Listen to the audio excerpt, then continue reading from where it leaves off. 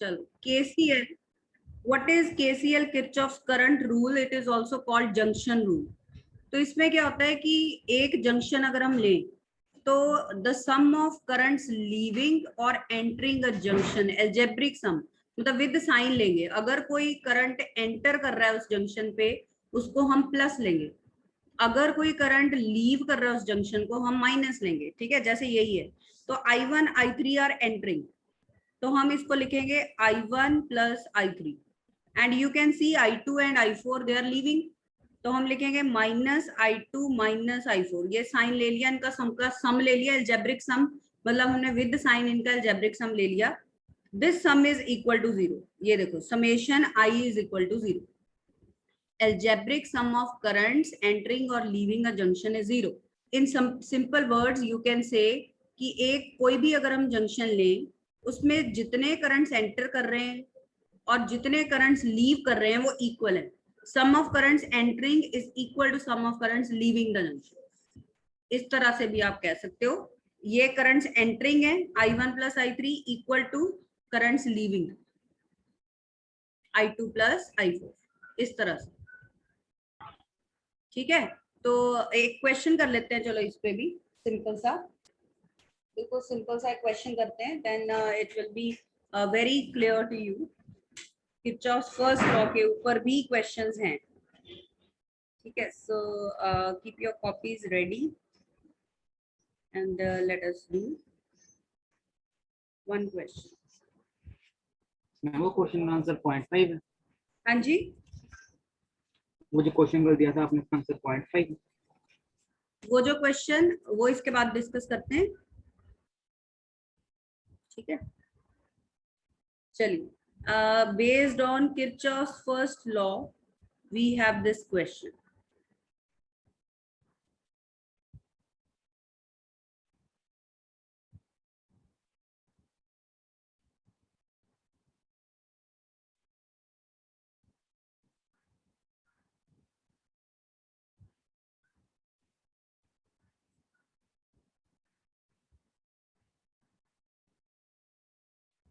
Find I.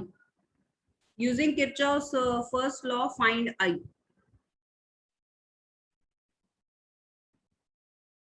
तो 2 + 2 इस, अगर आप इस जंक्शन को लेते हो तो करंट से एंटरिंग कितनी है 2 और लीविंग भी कितना है 4। 2 + 2 4 और एंटरिंग 4 है, लीविंग भी 4 है। ठीक है, तो इस जंक्शन पे sum of currents, algebraic sum of current 0 हो गया। ऐसे हमें हर जंक्शन पे चेक करना है कि एल्जेब्रिक सम 0 है कि नहीं। अब इस जंक्शन पे आइए, 4 में से 1 इधर चला गया, तो how much current will be flowing here? 3 ampere. Current is not given here, तो हमें पता है बाय किरचॉफ्स फर्स्ट लॉ, अगर 1 एम्पियर 4 में से निकल गया तो इधर मस्ट बी 3 एम्पियर। अब 3 में से 1.3 इधर चला गया है, तो रिमेनिंग करंट कितना है वो आई है। So how much is that? I is 3 minus 1.3 ampere, that is how much? 1.7 ampere. ठीक है, so this is how you calculate. Clear है गितेश ये? Okay ma'am.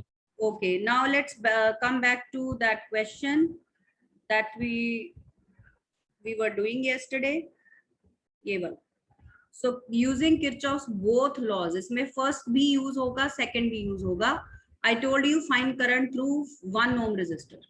तो क्या आंसर आ रहा है इसका?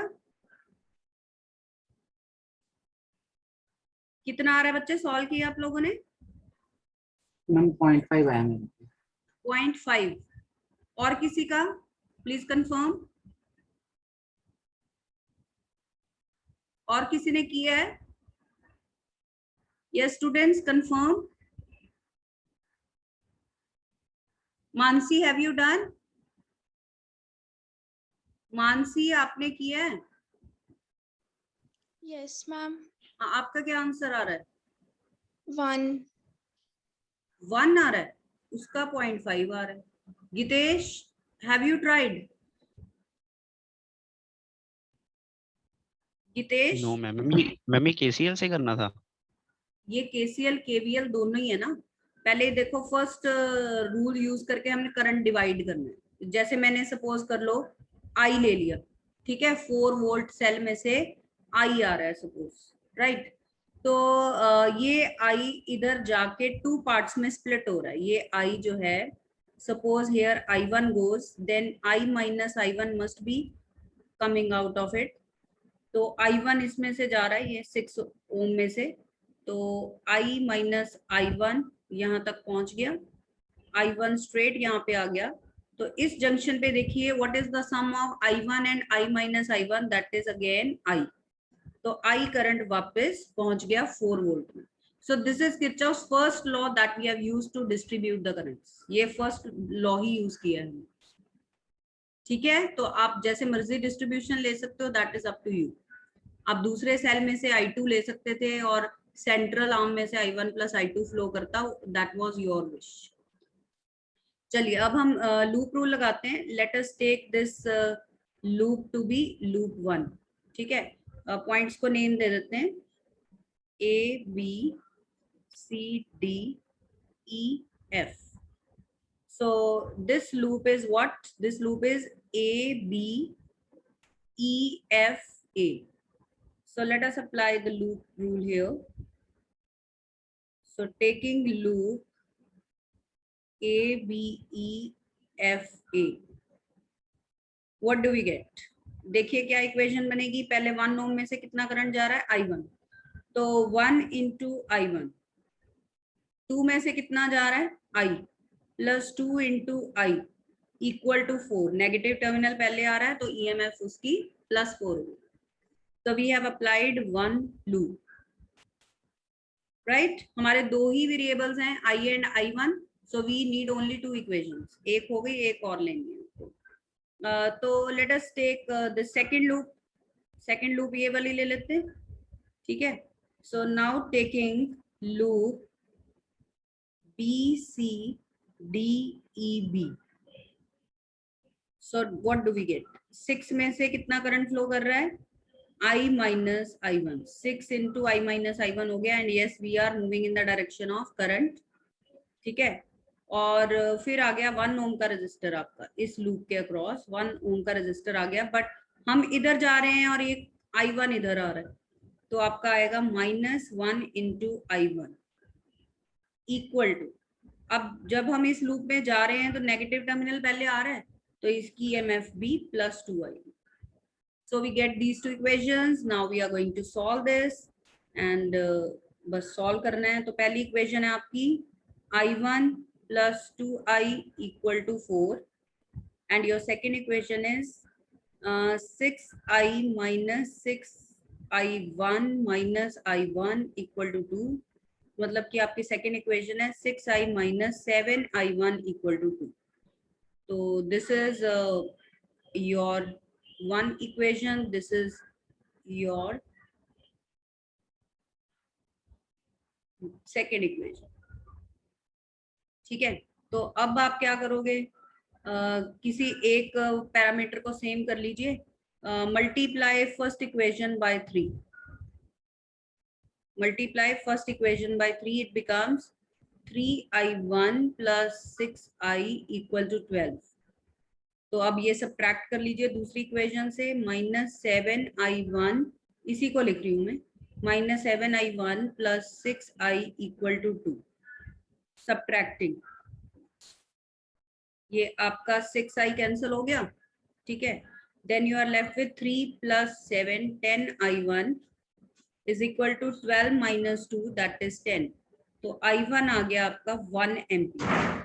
So current through 1 ohm resistor हमने कितना लिया था? I1 लिया था, तो उसका आंसर मानसी का करेक्ट है, 1 एम्पियर आ रहा है।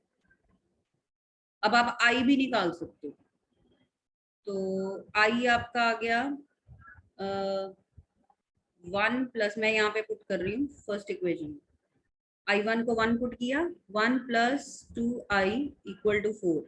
so 2I equal to 3, I equal to 3 by 2, 1.5 ampere। if you want to find current I, तो वो ये, ठीक है। so this is how we have solved this complete question now। so have a look at this if it is clear। हाँ जी, किसी को अब doubt है इसमें तो पूछ सकते हो। ये स्टूडेंट्स किसी को डाउट है अब तो पूछ लो. Main thing is how you divide the currents and after that how you apply the loop rules to solve those currents. बस यही हो. ठीक है, चलिए हो गया ये वाला. बच्चे को डाउट है तो पूछ लो. No doubts. चलिए next question let us do based on Kirchhoff's law. आज हमने इसी की प्रैक्टिस करनी है, किरचॉफ्स लॉज. ठीक है, चलिए अब हम एक टिपिकल क्वेश्चन करते हैं इसका.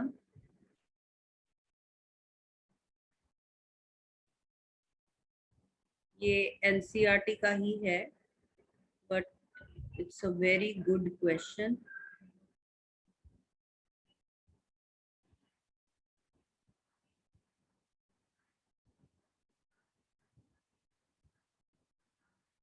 A, B, C, D.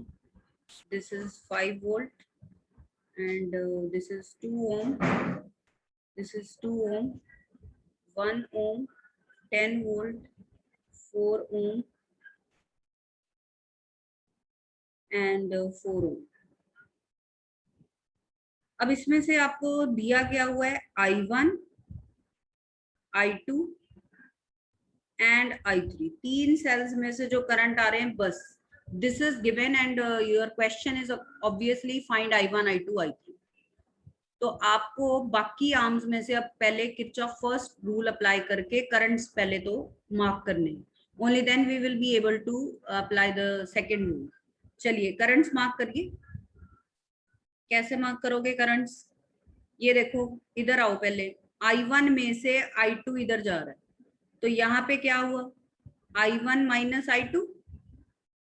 जहां पे पॉइंट क्लियर नहीं होगा पूछ लेना आप. यस क्लियर है ये. I1 अगर यहाँ पे आया है तो ये दो पार्ट्स में जाएगा, एक इधर एक इधर. उसमें से I2 दे हैव गिवन की बाहर जा रहा है तो ये रह गया I1 माइनस I2. ये I1 माइनस I2 इधर आ गया. अब इधर आइए, I3 आ रहा है यहाँ पे और इधर I2 आ रहा है तो इसमें से क्या सम फ्लो कर रहा होगा इनका? I2 plus I3. ठीक है, इस ब्रांच में I2 प्लस I3 है. अब ये I2 प्लस I3 यहाँ पहुंचा. अब इस सेल में से देखिए I1 अगर निकला था तो इसमें वापस भी I1 आना चाहिए. जितना करंट एक सेल में से बाहर निकलता है उतना उसके नेगेटिव टर्मिनल से अंदर भी आना चाहिए. तो अगर I2 प्लस I3 में से I1 इधर चला गया, so what is the current through this arm?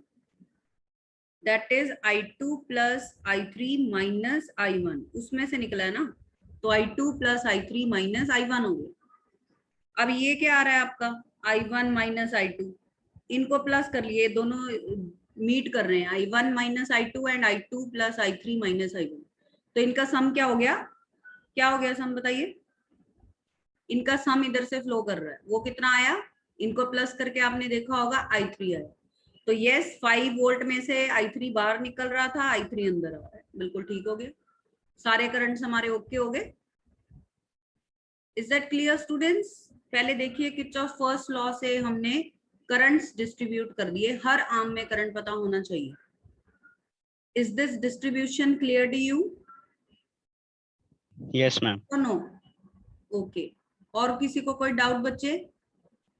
चलिए अब तो बस कोई काम नहीं है, हमें रूल ही अप्लाई करने हैं. 3 वेरिएबल्स हैं तो 3 इक्वेशंस चाहिए हमें. ठीक है, तो दैट इज योर चॉइस. आप जो मर्जी लूप ले लो. ठीक है, तो आप लो पहले ADCA. चलिए ये अप्लाई करिए ADCA. अब आप बताओगे क्या लिखूं मैं यहाँ पे? ADCA 3 रेजिस्टेंस है इसमें, 3 टर्म्स आएंगी आपकी एक साइड पे और इक्वल टू बैटरी वोल्टेज. चलिए बताइए क्या लिखूं मैं यहाँ पे? Aditya is there today? Yes, ma'am. हाँ आदित्य बताओ मुझे equation ADCA. What should I write? Yes, ma'am. Ma'am, 4I2. हाँ 4I2. Yes, ma'am. Ma'am, plus 2 into Yes. I2 plus IB. Very good. Sorry, I2 plus I3 Hmm. plus I1 Hmm. equal to 10. Yes, equal to plus 10. Very good. So now it's okay. You know now how to apply the rules. Before we continue, चलिए second equation, अब आप loop लगाइए ABCA,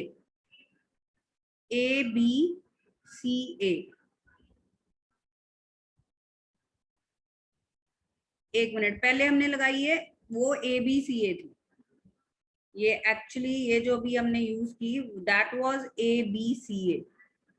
अब लगाइए loop ADCA। Yes, कौन बताएगा? What should I write? ADCA, this is our second loop, this one. चलिए, who will tell what should I write? Samriddhi है? यस समृद्धि, आप बताओ। Yes, ma'am. हाँ बताओ। चलिए 4, व्हाट शुड आई राइट? 4, उसमें से करंट कितना जा रहा है? I1 minus I2, we are going in the direction of current, so term is positive। ठीक है, उसके बाद क्या आएगा? हम इधर जा रहे हैं और 2 में से करंट ऑपोजिट डायरेक्शन में आ रहा है तो माइनस आएगा। Current flowing through it is I2 plus I3 minus I1। ठीक है, उसके बाद +1 into I1 equal to 10। Samriddhi, is that clear? Samriddhi, is it? Yes, ma'am. Okay, तो बच्चे प्लीज इसको अप्लाई करिए, और those who have applied, you apply one more equation and start solving. चलिए, अब ये आपकी बन गई, फर्स्ट इक्वेशन आपकी बन गई 4I2 प्लस 2I2 मतलब 6I2 plus 2I3 plus I1 equal to 10। ये आपकी फर्स्ट इक्वेशन है। ठीक है, और उसके बाद आपकी सेकेंड इक्वेशन बन गई 4I1 minus 4I2 minus 2I2 minus 2I3 plus 2I1 plus I1 equal to 10। So this becomes 4 plus 2 plus 1, 7I1, ठीक है, minus 6I2 minus 2I3 equal to 10। ये आपकी बन गई सेकेंड इक्वेशन। अब हम एक और लूप अप्लाई करते हैं। कौन सी अप्लाई करें? वही BCDEB, ये वाली। So let's apply the third loop here, BCD, ये E है, B। चलिए, so apply loop BCDEB। Harsimar came late, बच्चे बताओगे रूल कैसे लगाएंगे? किरचॉफ सेकंड रूल अप्लाई कर रहे हैं। हरसिमर बताइए क्या लिखूं मैं यहाँ पे? BCDEB, ये वाली लूप अप्लाई कर रहे हैं, बताइए what should I right? Current देख रहे हो आप, उनमें से पहले आ जाएगा 2I2 plus I3 plus 2I2 plus I3 minus I1, बस दो ही रेजिस्टेंस थे, इक्वल टू नेगेटिव टर्मिनल पहले आ रहा है तो इक्वल टू +5। ये बन गई हमारी इक्वेशन। ठीक है, इसको सॉल्व करके क्या बना? 2I2 प्लस 2I2, ये हो गया 4I2। ठीक है, और आपका I1 है minus 2I1, 2I3 and 2I3 4I3 equal to 5। तो ये आपकी 3 इक्वेशंस बनी। अब इन तीनों को आप कैसे सॉल्व करोगे वो आप देख लीजिए कैसे सॉल्व करना है। तो पहले 2 को सॉल्व करके 2 वेरिएबल्स के बीच में रिलेशन आ जाएगा, उसको थर्ड में पुट करके ये आप सॉल्व करना है, और कल आप मुझे बताओगे what is your I1, I2 and I3। I tell you the answers, आप टैली करिए।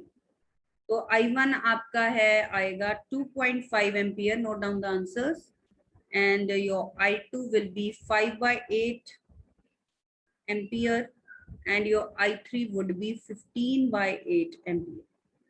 So you will verify the answers. We were asked to find I1, I2 and I3. So today we'll be doing very interesting questions on Kirchhoff's laws, complicated ones, but very interesting questions. ठीक है, ये देख लीजिए, आपको समझ में आ गया question? जिसको नहीं समझ में आया पूछ लो। यस स्टूडेंट्स, मैम ये केवीएल में था ना? क्या मैम इसमें केवीएल अप्लाई हुआ है? इसमें देखो दोनों ही अप्लाई किए, किरचॉफ लॉस के जो न्यूमेरिकल्स हैं हम दोनों रूल अप्लाई कर रहे हैं ना। First of all using first rule we divided the currents, ये जो हम करंट्स को डिस्ट्रीब्यूट कर रहे हैं वो फर्स्ट लॉ है आपका। देन जो हम लूप्स यूज करके रूल लगा रहे हैं वो आपका सेकंड लॉ है। तो दोनों रूल्स आपको यूज करने पड़ेंगे ऐसे न्यूमेरिकल्स को सॉल्व करने के लिए। Is that okay? Yes ma'am. चलिए अब हम एक बहुत ही इंटरेस्टिंग क्वेश्चन करते हैं, यू वोंट बिलीव, वो भी एक्सरसाइज मतलब एनसीईआरटी का ये एग्जांपल है। Question is a skeleton cube, a skeleton cube is made up of 12 wires, each of resistance small r। लिखिए क्वेश्चन साथ साथ। a skeleton cube is made up of 12 wires, each of resistance small r। आप assume कर सकते हो कि ये actually हर wire में रेजिस्टेंस है, ठीक है, स्मॉल आर का रेजिस्टेंस है। चलो हम अभी इमेजिन ही कर लेते हैं, बनाते नहीं है इसको। तो हर वायर में कुछ रेजिस्टेंस है, each smaller। Find the equivalent resistance, the question is find equivalent resistance between the diagonally opposite corners of the cube। so diagonally opposite corners, एक ये हो गया अगले फेज का, एक पिछले फेज का जो पॉइंट है, ये diagonally opposite corners of the cube। so you are to find equivalent resistance between the diagonally opposite corners of the cube। ठीक है, तो ये आपका क्वेश्चन है। Let the equivalent resistance between diagonally opposite corners be capital R. हर wire का resistance small R है, तो let us assume that equivalent resistance between points A and B is capital R. So we are going to find capital R only. तो अब इसमें देखिए current कैसे लेना है। Let us assume a cell of EMF E connected across these 2 points। Imagine कर लेते हैं जिसकी EMF है E, ठीक है। तो अब देखिए कि उसमें से सपोज I करंट जा रहा है आपका, सपोज I करंट जा रहा है, तो it will get divided into 3 parts. 3 parts में डिवाइड होने वाला है। तो अब हमें सेम करंट लेना है कि डिफरेंट लेना है, कैसे डिसाइड करेंगे? Bye counting the number of parts. देखिए सपोज ये इधर से पहले ये जो करंट जा रहा है ना, ये कितने पाथ्स के होते हुए, मिनिमम कितने पाथ्स के होते हुए फाइनल पॉइंट पे पहुंचेगा, दैट विल डिसाइड। तो अगर इधर से जाता है करंट, तो कितने पाथ्स आ रहे हैं आपको मिनिमम जो यूज होंगे, वो है 1 and 2, ठीक है। अगर इधर से जाएं तो कितने पाथ्स में पहुंचेगा, 1 2 अगेन, ठीक है। अगर इधर से जाएं तो 1 और 2 again same number of paths, right. तो इसका मतलब सेम करंट फ्लो करेगा इन तीनों के अलोंग, हम सेम करंट ले सकते हैं। और फर्दर वो आगे भी डिवाइड होना है, तो it will be very means wise if we take total current not to be I, but let us take it to be 6I। क्योंकि आप इमेजिन कर रहे हो ना कि पहले 3 पार्ट्स में डिवाइड होना है, आगे फिर 2 पार्ट्स में डिवाइड होना है, तो हम I/2 I/3 करते रहेंगे, that will be very difficult for us to manage and calculations will become lengthy too. तो यहाँ पे हम करंट कितना लेंगे, हम करंट ले रहे हैं 6I। तो 2I 2I and 2I will be flowing here। Then अब देखिए ये जो 2I है ये वाला, it is further going in 2 parts. तो अब ये फाइनली उस पॉइंट तक, फाइनल पॉइंट तक जाने में एक पाथ में इधर से जाएगा, अगर हम यहां से लें तो एक पाथ में इधर पहुंच जाएगा, again same number of paths. तो दैट मींस इनमें से भी सेम करंट हम ले सकते हैं, ठीक है। इनमें से जो करंट आगे डिवाइड होना है 2 पार्ट्स में, वो भी हम सेम ले सकते हैं, राइट। तो 2I के आगे जो 2 पार्ट्स हैं इसको I और I बोल दिया। Got this? ऐसे अब ये वाला ऊपर 2I है, it is also going to divide into 2 parts obviously वो भी सेम ही होगा, तो आई और आई ले लिया। अब ये वाला 2i देखिए, it is also going to divide into 2 parts, इसको भी हमने आई और आई ले लिया। तो हमने पहले तो डिवाइड कर दिया जितना हो सकता था। अब देखिए मीट कहाँ कहाँ पे कर रहे हैं, this I and this I are meeting here, तो यहाँ से कितना फ्लो करेगा, इनका sum 2i, and this I and this I they will meet here, और इस पार्ट में से कितना फ्लो करेगा, 2i again, then this i and this i they will meet and इस आर्म में से भी 2i फ्लो करेगा।